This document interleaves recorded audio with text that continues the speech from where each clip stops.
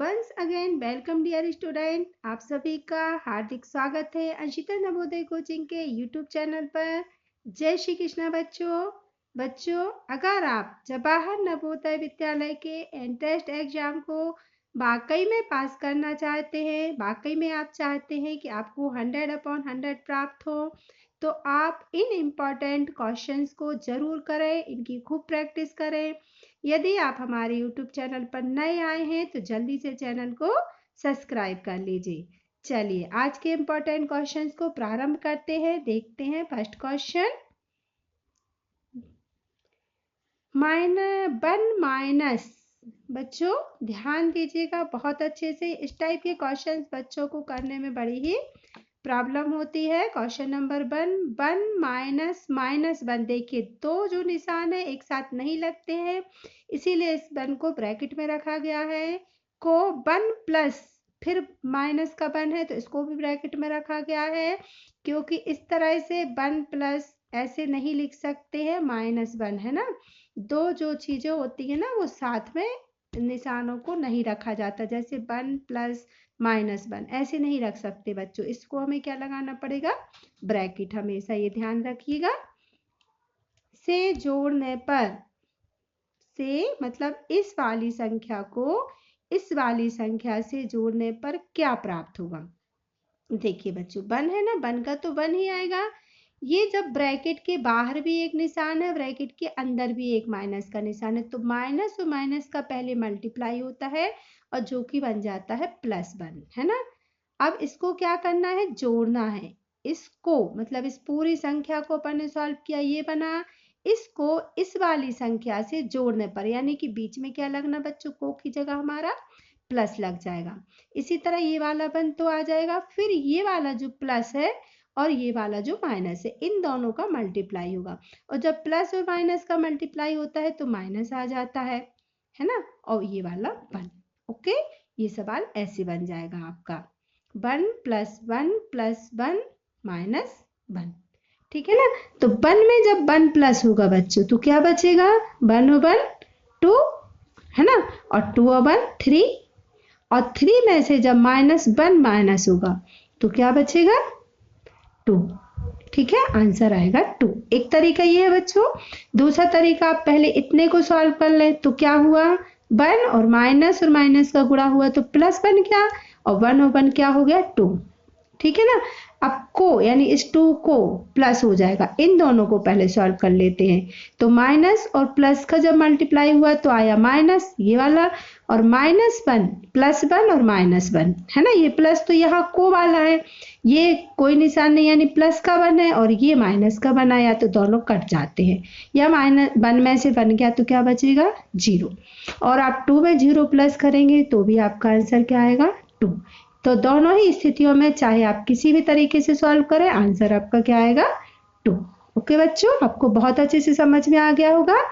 इस टाइप के सवालों को आप जरूर से कीजिए, खूब प्रैक्टिस कीजिए बच्चों, वरना बच्चे इस टाइप के सवाल को गलत कराते हैं। आपको माइनस प्लस समझ में नहीं आता है तो आप ध्यान दीजिए बहुत अच्छे से। अच्छा, सेकंड क्वेश्चन इस टाइप का जरूर आ रहा है, हर साल पेपर में देखने को मिलता है, बट बच्चे थोड़ा सा कंफ्यूज रहते हैं इन सवालों को करने में और बहुत अच्छे से कर नहीं पाते हैं। देखिए जल्दी से आप इस क्वेश्चन को देखिए। मंजू ने एक किताब के 3/8 भाग पहले दिन पढ़े, 3/8 भाग। बची हुई किताब का, अब सबसे पहले हम इतना सॉल्व कर लेते हैं बची हुई किताब तक। पहले दिन कितना पढ़ा बच्चों, 3/8। अब बची हुई कितनी बची, तो हमने आपको हमेशा बताया है कि भिन्न में बचाने के लिए इसमें से इसको हर में से अंश को घटा दीजिए। तो बची हुई कितनी बची बच्चों, आप निकाल सकते हैं आसानी से। 3/5 जब पढ़ ली है तो 5/8 क्या हो गई, बच गई। इतना अपन को फटाक से क्लिक हो जाना चाहिए, ठीक है। ये आपकी बच गई, ठीक है। किताब का बची हुई किताब का 4/5 भाग दूसरे दिन पढ़ा। कितना पढ़ा भाई, बची हुई किताब का 4/5 यानी 5/8 ये बची हुई है, का 4/5। ये देखिए दूसरे दिन पढ़ा, कितना पढ़ लिया, 5 से 5 कट गए, 4 1 जा 4, 2 जा 8, कितना पढ़ लिया बच्चों, 1/2। कब पढ़ लिया? दूसरे दिन पढ़ लिया, ठीक है ना। अब किताब में 30 पन्ने पढ़ने शेष हैं, इसके बाद भी, यानी दोनों दिन में उसने कितना पढ़ा? पहले दिन उसने पढ़ी 3/8 और दूसरे दिन बच्चों कितनी पढ़ी? दूसरे दिन पढ़ी, देखिए ये वाला आएगा ना 1/2।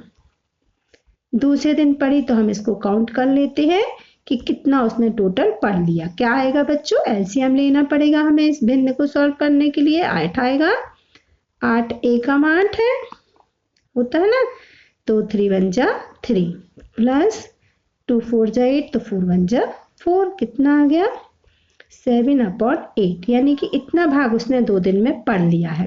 अब इसका भी हम शेष निकाल लेते हैं, क्योंकि अब किताब में 30 पन्ने पढ़ने बाकी हैं, बचे हुए 30 है, तो इसका शेष निकालेंगे पहले माइनस करके। कितनी बची शेष? 1/8 पढ़ना उसको शेष बची, जिसकी वैल्यू क्या दी गई है हमें? 30 पन्ने। यदि 1/8 की वैल्यू कितनी है? 30, तो पूरी किताब, तो बताओ उस किताब में कुल कितने पन्ने हैं? तो पूरी पुस्तक कितनी है बच्चों? बस हमें कुछ भी नहीं करना है, इसका पलट के इसमें गुणा करना है। 30 × 8/1 हो जाएगा, बस पूरा निकल आता है आसानी से। काटने को तो कुछ है नहीं, सिर्फ मल्टीप्लाई करना है। 0 और 3 2 8 जा 24, यानी किताब में कितने पेज है बच्चों? 240 पेज। देखिए ना कोई एक्स माना ना कुछ किया, बस बिना उसके अपने दिमाग से एक्स वाई कुछ भी नहीं मानना है। आराम से आपका सवाल हो सकता है, बस आप सवाल को समझते जाइए और करते जाइए।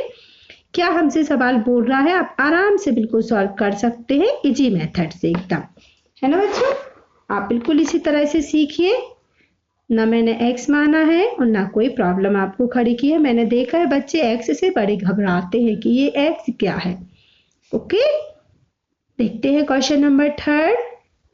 3 कुंटल 300 किलोग्राम, 3 कुंटल 30 किलोग्राम गेहूं का मूल्य है ना कितना है? 429 रुपए है। तो 1 क्विंटल गेहूं का मूल्य क्या होगा? बच्चों हमें पता होता है या नहीं आपको पता है? तो आप ध्यान से समझ लीजिए, सुन लीजिए। 1 क्विंटल में बच्चों कितना होता है? 100 किलोग्राम चीज होती है। 1 क्विंटल में शॉर्ट फॉर्म लिख रही हूँ, क्विंटल बराबर होता है 100 किलोग्राम, यानी कि केजी, है ना। 1 क्विंटल में 100 किलोग्राम, जो अनाज के गेहूं के बोरे आते हैं ना बच्चों, वो 1 क्विंटल के होते हैं। तो 3 क्विंटल में कितना होगा भाई? 3 क्विंटल में हो जाएगा 300 ग्राम, 300 किलोग्राम, ठीक है ना। 1 क्विंटल में 100 किलोग्राम, तो 3 क्विंटल में 300 किलोग्राम, और 30 किलोग्राम और है तो 30 किलोग्राम और प्लस कर देते हैं, कितना हो गया? 330 किलोग्राम। अब 330 किलोग्राम गेहूं का मूल्य कितना है बच्चों? अभी देखिए हमें ज्यादा जमाना नहीं है, हमें तो शॉर्ट फॉर्म में करना है, क्योंकि हमारा डिटेल वाला कार्यक्रम तो अब हो गया है। अब हमारा पेपर जल्दी आ रहा है, तो हमको जल्दी जल्दी सवाल को सॉल्व करना सीखना है। अभी 1 किलोग्राम का निकाल लेंगे, तो 1 किलोग्राम का मूल्य क्या होगा बच्चों? डिवाइड देना पड़ेगा, है ना। ये देखिए डिवाइड दे नहीं रहे हैं, बस लिख लेते हैं अपन, है ना। 1 किलोग्राम का, चाहे तो थोड़ा सा लिख लें, बाकी जरूरत नहीं रहती है, अब तो पेपर है क्योंकि जल्दी से। तो 1 क्विंटल मतलब बच्चों बता ही चुकी हूँ अभी 100 किलोग्राम। अब 1 का निकालने के लिए हमने क्या कर दिया? डिवाइड। तो 100 का निकालने के लिए क्या कर देंगे? मल्टीप्लाई 100 से, है ना। यही सॉल्व हो जाएगा भाई। कट रहा है 3 से, कट जाएगा। 3 एकम 3, 3 एकम 3, 3 एकम 3, बचा 1 3 चौके 12 और 3 तिरका 9, है ना। 143 आ गया। इसको जरा कंसेंट्रेट जगह हो रही है तो हम इसको यहाँ लिख लेते हैं, ठीक है।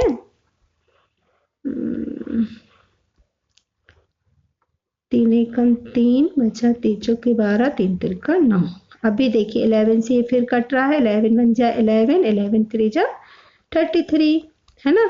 कितना आ गया? यहाँ का आ गया 13, 13 10 का मल्टीप्लाई होगा तो 130 रुपए का। ओके, बहुत ही सरल सवाल था, आप कर सकते हो आसानी से।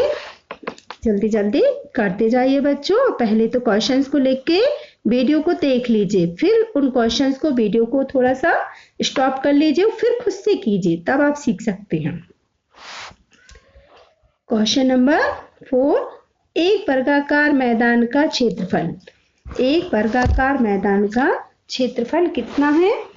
22,801 वर्ग मीटर है। तो इसका परिमाप क्या होगा?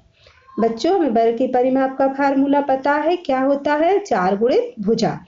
हमको क्या दिया गया है? क्षेत्रफल दिया गया है, तो क्षेत्रफल से हम क्या निकाल सकते हैं? भुजा। हमें पता है भुजा का फार्मूला क्या होता है, आपको पहले भी बता चुकी हूँ, अंडर रूट क्षेत्रफल। अब मैं फार्मूला नहीं लिखूंगी क्योंकि अब इतना टाइम अपने पास नहीं है। अब अपन को जल्दी जल्दी सवाल सॉल्व करना सीखना है।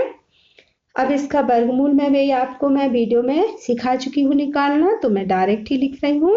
वर्गमूल क्या लगाना है? 151 इसका वर्गमूल आएगा। अभी हम काय का फार्मूला लगाएंगे? परिमाप का। तो परिमाप बराबर बच्चों आपको पता ही है क्या होता है? भुजा मल्टीप्लाई 4 या 4 गुणित भुजा, गुणा कर देंगे तो आंसर आ जाएगा 604 वर्ग। वर्ग नहीं लगेगा, ये ध्यान रखना है क्योंकि परिमाप है। तो ओनली क्या आएगा बच्चों? क्षेत्रफल वर्ग मीटर था तो आंसर आएगा मीटर। ओके, बहुत ही बढ़िया ढंग से आप इसको कर सकते हैं। इसका वर्गमूल भी आप जरूर से रफ में 22,801 का वर्गमूल आप जरूर निकाल के देखिए। मैंने दो विधि से बताया है, अभाज्य गुणनखंड विधि से भी बताया है और ऐसे जोड़ी वाली विधि से भी बताया है। इसलिए आप नहीं सिखा रही हूँ, ये मैं पहले आपको सिखा चुकी हूँ। अगर आपने नहीं सीखा है तो आप वीडियो देख सकते हैं वर्गमूल वाला और सीख सकते हैं बहुत अच्छे से। यदि पहली संख्या दूसरी संख्या से 25% अधिक है। क्या है भाई? पहली संख्या दूसरी संख्या से। तो हम सबसे पहले क्या कर लेते हैं? यहीं से सवाल ले लेते हैं। मान लीजिए ये है हमारी पहली संख्या और ये है हमारी दूसरी संख्या। तो कह रहे हैं पहली संख्या दूसरी संख्या से, यानी हम दूसरी को क्या मान लेते हैं? या तो x मान सकते हैं बच्चों या 100 भी मान सकते हैं। अगर आपको डिजिट अच्छी लगती है तो 100 मान लेते हैं। तो दूसरी कैसी है? दूसरी संख्या से पहली कैसी है? 25% अधिक। 25% का अधिक का मतलब क्या है? 125। ये 100 है तो ये कितनी है? 125 है ना। तो दूसरी संख्या यानी कि ये वाली दूसरी संख्या पहली संख्या से कितने प्रतिशत कम है ना। तो देखिए दूसरी संख्या 125 में कितनी कम है? 25 कम है ना बच्चों, क्योंकि ये 125 है तो ये 100 है। तो हमें क्या करना पड़ेगा? 125 में 25 कम, यानी कि 25/125। और पूछा है प्रतिशत कम तो मल्टीप्लाई 100, बस हो जाएगा। 25 पंचे 125, 5 2 जा 10, 0 का 0। कितने प्रतिशत कम है? 20% कम है। बिल्कुल इजी सा क्वेश्चन था, लेकिन बच्चे इसको भी गलत कर देते हैं क्योंकि 100 पे लिख देते हैं। 100 पे 25 कम, 100 पे बच्चों 25 कम कैसे हुई? 125 पे 25 कम हुई। 100 पे 25 कम तो 75 होता फिर, है ना। इस चीज को ध्यान रखिएगा। सब बच्चे बटे में 100 यहाँ जमा देते तो उनका 25% आंसर आता है। तो आप इस चीज को बहुत ही ध्यान दीजिएगा। आपका आंसर आएगा 20%, ना कि 25%। चलिए देखते हैं बच्चों क्वेश्चन नंबर 6। 22 पुरुष 10 घंटे प्रतिदिन काम करके 715 रुपए कमाते हैं। तो 32 पुरुष 8 घंटे प्रतिदिन काम करके कितने रुपए कमाएंगे? बच्चों, आप अगर थोड़ी भी अच्छे पढ़ाई कर रहे हैं, ध्यान दे रहे हैं, तो आप यहीं से सवाल को कर सकते हैं। 22 पुरुष 10 घंटे। बच्चों देखिए, एक पुरुष ने 10 घंटे किया, दूसरे पुरुष ने भी 10 घंटे किया, तीसरे पुरुष ने भी, ऐसे कितने पुरुषों ने? 22 पुरुषों ने 10-10 घंटे काम किया। तो आप बताइए, अगर 22 पुरुष 10 घंटे काम करेंगे तो कितने घंटे हो गए टोटल? हम क्या बना लेंगे? मल्टीप्लाई करके घंटे। 22 गुणे 10 यानी कि कितने घंटे हो गए बच्चों? 220 घंटे। इसी तरह हमसे कहा जा रहा है 32 पुरुष 8 घंटे काम करके। हम बहुत ही आपको बिल्कुल ही आसान तरीके से सिखाए रहे हैं। आप ध्यान दीजिए, आसान एकदम इजी तरीका है बच्चों। 32 पुरुष 8 घंटे, तो 32 पुरुष 8 घंटे कितना हो गया बच्चों? 8 दूनी 16, 24 और 1 25, 226। ये भी क्या है? घंटे। और ये भी क्या है? घंटे। टोटल हमने घंटे बना लिए, ठीक है। अब क्या कहा जा रहा है कि इतने जो घंटे होते हैं इसमें इतने रुपए मिलते हैं। कितने? 715 रुपए। यानी 220 घंटे में किसी लोगों को काम करने की कितने मिल रहे हैं बच्चों? 715 रुपए। तो 1 घंटे की क्या मिलेंगे? ज्यादा मिलेंगे कि कम मिलेंगे? आप बताइए। तो 1 घंटे में क्या मिलेंगे बच्चों? कम मिलेंगे ना। तो क्या करेंगे? 715 में हम 220 का डिवाइड दे देंगे, इतने मिलेंगे। लेकिन यदि 256 घंटे हैं तो अब क्या मिलेंगे बच्चों? 256 घंटे में तो ज्यादा मिलेंगे, तो 256 घंटे काय में चले जाएंगे? मल्टीप्लाई में हो जाएंगे 256 घंटे। इसीलिए 256 घंटे में, एक के लिए डिवाइड, ज्यादा के लिए मल्टीप्लाई।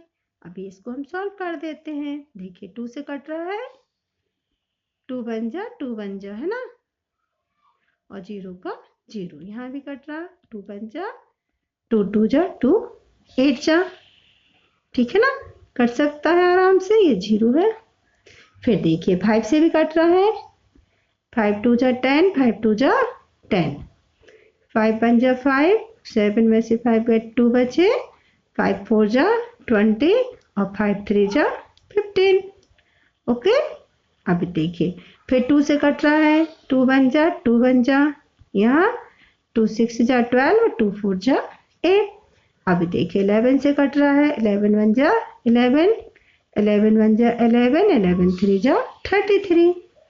क्या क्या आ गया बच्चों हमारे पास? ये 13 आ गया यहाँ पे, और यहाँ पे आ गया 64।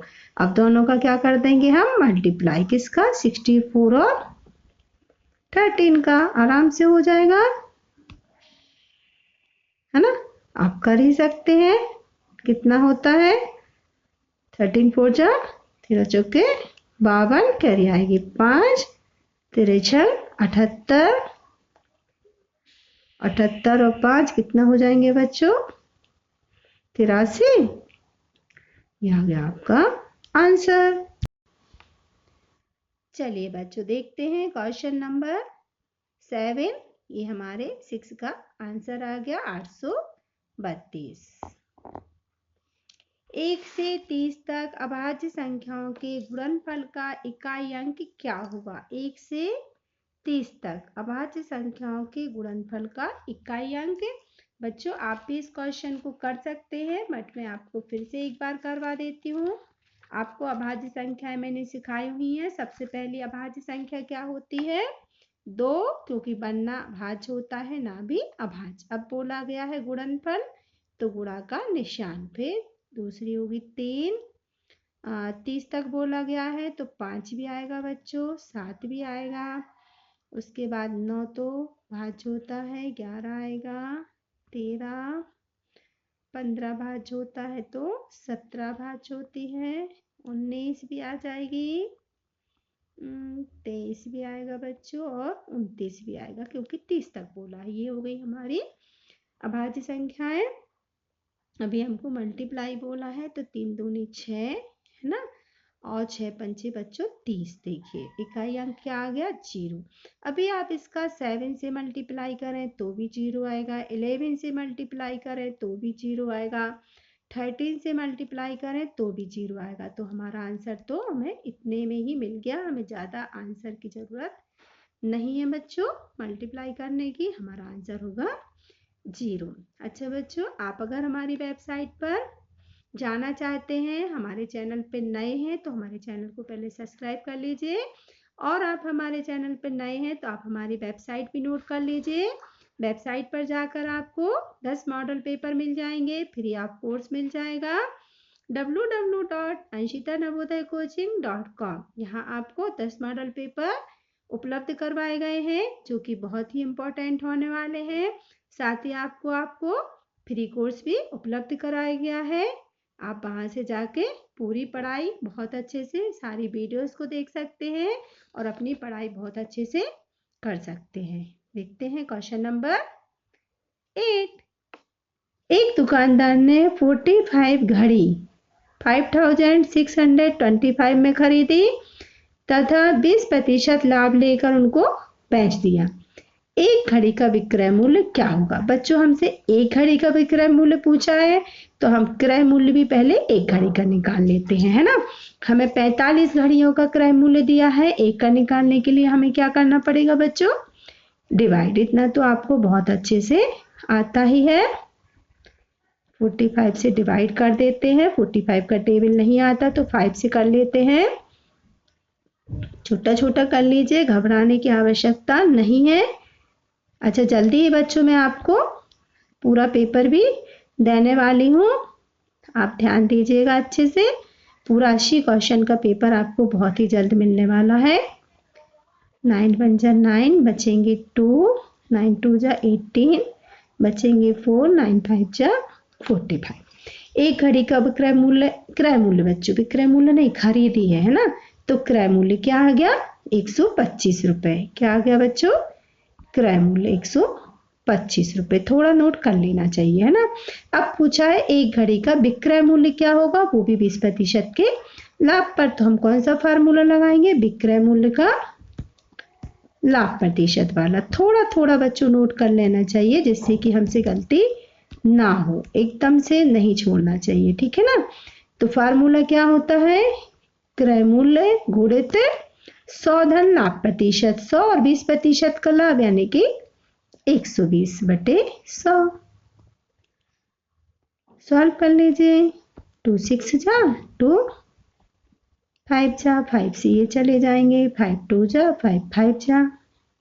ओके, और 25 छक्के तो पता ही है, 25 छक्के 150। ये आ गया आंसर 150 रुपए। 125 में खरीदी थी और 150 में एक घड़ी को बेच दिया। ये हो गया उसका विक्रय मूल्य। जल्दी से बच्चों लाइक कर लीजिए। क्वेश्चन नंबर 9 देखते हैं। किसी आयत का, ये बहुत अच्छा क्वेश्चन है बच्चों। किसी आयत का विकर्ण 20 सेंटीमीटर है, लंबाई 16 सेंटीमीटर है, तो उसका परिमाप क्या होगा? आपको मैंने परिमाप का फार्मूला सिखाया है। क्या होता है? 2 लंबाई धन चौड़ाई। लेकिन बच्चों देखिए, आपको लंबाई दी गई है, चौड़ाई आपके पास है नहीं, लेकिन आपको चौड़ाई निकालनी है। कैसे निकालनी है? आपको क्या दिया गया है बच्चों? विकर्ण दिया गया है। देखिए जब ऐसे आयत बनाते हैं ना अपन, आयत के आमने सामने की भुजाएं कैसी होती हैं? बराबर। तो ये जो चीज है ना, कॉर्नर टू कॉर्नर, इसको कहते हैं विकर्ण। अब ये कितना दिया गया है आपको? 20 सेंटीमीटर। और जब ये सीधी लाइन खिंचती है ना, तो ये देखिए आप, ये कौन सा त्रिभुज बनता है? समकोण त्रिभुज। और इस समकोण त्रिभुज में हमेशा ही पाइथागोरस प्रमेय का यूज होता है, जो मैं आपको पहले बता चुकी हूँ। विकर्ण 20 सेंटीमीटर है और लंबाई यानी कि लंब कितना है? 16। लेकिन परिमाप के लिए ये चाहिए हमें चौड़ाई, या इसी को कहते हैं आधार। ये हमारे पास नहीं है, ये हमको निकालना है। तो बच्चों फार्मूला होता है आधार बराबर x भी आप मान सकते हैं। मैं सीधा सवाल पर ही आधार ही करवा देती हूँ, या लंबाई लिख देती हूँ। लंबाई चाहिए आपको इसलिए लंबाई लिख देती हूँ, वरना बच्चे कहेंगे क्या कर दिया मैम ने। लंबाई है बच्चों, उसमें भी आपको चौड़ाई चाहिए, ठीक है ना। तो अपन उसको चौड़ाई ही लिख लेते हैं, वरना आपको कंफ्यूजन हो जाएगा। लंबाई तो दी गई है ना। चौड़ाई का फार्मूला होगा कर्ण का चौड़ाई का वर्ग बराबर, इसमें वर्ग ही होता है बच्चों, ये ध्यान रखना। कर्ण का, अरे अच्छी राइटिंग नहीं आ रही भाई, देखिए साफ लिख रही हूँ। कर्ण का वर्ग माइनस लंब का वर्ग। लंब कर्ण कितना है? 20 का वर्ग निकालना पड़ेगा बच्चों, और लंबाई 16 का भी क्या निकालना पड़ेगा? वर्ग। कितना होता है 20 का वर्ग? कितना होगा? 20 गुणित 20 400, और 16 गुणित 16 है ना, कितना होगा? 256। ये क्या निकल रही है हमारी? चौड़ाई का वर्ग निकल रहा है बच्चों अभी, है ना। तो माइनस करेंगे कितना बचेगा 144। ठीक है, अब हमें चाहिए ये चौड़ाई का वर्ग है, ये ध्यान रखना है क्या है चौड़ाई का वर्ग, लेकिन हमको तो चाहिए है चौड़ाई। तो चौड़ाई का निकालने के लिए वर्ग को हटाएंगे तो इसका क्या लगा देंगे वर्गमूल। और 144 का वर्ग क्या होता है वर्गमूल 12। तो चौड़ाई हमारी क्या मिल गई 12। लेकिन हमसे अभी चौड़ाई नहीं परिमाप पूछा है, तो हमें परिमाप का फार्मूला लगाना है जो कि होता है 2 ब्रैकेट में लंबाई 16 है गुणित नहीं होता है बच्चों प्लस होता है, गुणित यहाँ हो जाएगा ये देखिए है ना। तो 2 लंबाई धन चौड़ाई कितना हो गया, यहाँ गुणित होता है ना, यहाँ कोई निशान नहीं यानी मल्टीप्लाई 28 है ना, 16 12 28, तो 28 दूनी 56 परिमाप है। तो क्या लगेगा बच्चों यहाँ आप देख लीजिए सेंटीमीटर में बुझाती दोनों, तो परिमाप भी क्या आएगा सेंटीमीटर। ये बहुत ध्यान दीजिएगा, छोटी छोटी चीजें अगर आप ध्यान नहीं रखते हैं तो आपके राइट आंसर भी रॉन्ग हो जाते हैं बच्चों कई बार। अगर आप इसमें वर्ग मीटर लगा दे तो रॉन्ग हो जाएगा क्योंकि भुजा सेंटीमीटर में है। ठीक है ना। क्वेश्चन नंबर 10 देखते हैं। 4.9 प्लस ब्रैकेट में लिखा हुआ है 0.01 मल्टीप्लाई 0.7 है ना, डिवाइड 0.07 का मान क्या होगा। सबसे पहले हम ब्रैकेट सॉल्व करते हैं तो 7 बन जा 7, 1 2 3 के पहले पॉइंट है तो 3 के पहले क्या लगा लेते हैं पॉइंट लगा लेते हैं, बन गया इतना। अभी इसको डिवाइड करना पड़ेगा, यहाँ तो प्लस है ना तो डिवाइड वाली संख्या नीचे लिखी जाएगी 0.07। ये सब तो बहुत अच्छे से सिखाया हुआ है आपको। 7/7 पॉइंट के बाद कितनी डिजिट है बच्चों 2 डिजिट है तो 2 जीरो ऊपर, यहाँ पॉइंट के बाद ऊपर 1 2 3 डिजिट है तो 3 जीरो नीचे है ना। अभी देखिए 1 जीरो से 1 जीरो गया, 2 जीरो से 2 जीरो गए, 7 बन जा 7, 7 बन जा 7, जीरो का जीरो कितना आ गया 1/10। और 1/10 को हम क्या लिख सकते हैं 0.1, एक ही जीरो है ना तो एक संख्या पहले पॉइंट 1/10 को 0.1 लिखते हैं। अब इतना तो पूरा सॉल्व हो गया यहाँ से यहाँ तक, बस ये बचा है ना। तो क्या है 4.9 प्लस 0.1 प्लस कर देते हैं, 9 नहीं है यहाँ क्या है 1 है ना, यह है ना 0.1। तो इसमें 4.9 प्लस करना है, यही कर लेते हैं हो जाएगा ना आसानी से। 4.9 इसमें प्लस करना है हमें है ना, कर लेते हैं 9 1 10 कैरी आई 1 5 पॉइंट का पॉइंट, तो आंसर क्या आ गया बच्चों 5। बहुत ही आसानी से आ गया। ओके बच्चों, वीडियो को बिल्कुल पूरा देखा करें, इससे आपको एग्जाम की तैयारी करने में बहुत ही आसानी होगी। अगर आप वीडियो को कहीं भी छोड़ देते हैं पूरा नहीं देखते हैं तो उससे आप आधी अधूरी चीजें समझ पाते हैं, और आधा अधूरा जो ज्ञान होता है ना बच्चों वो आपको पूरा लाभ नहीं देता है। अगर आप पूरा लाभ उठाना चाहते हैं और अच्छे से पेपर को 100/100 करना चाहते हैं तो कृपया वीडियो को पूरा जरूर देखें। ओके बच्चों, वीडियो को पूरा देखा है जिन जिन ने, और उन सब के लिए दिल से बहुत बहुत थैंक यू। चैनल को लाइक कर लीजिए, सब्सक्राइब कर लीजिए। जो भी क्वेश्चन समझ में ना आया हो उसे कमेंट्स बॉक्स में जाके जरूर लिखिए, अच्छे अच्छे कमेंट्स लिख दीजिए। बाय बच्चों, थैंक यू।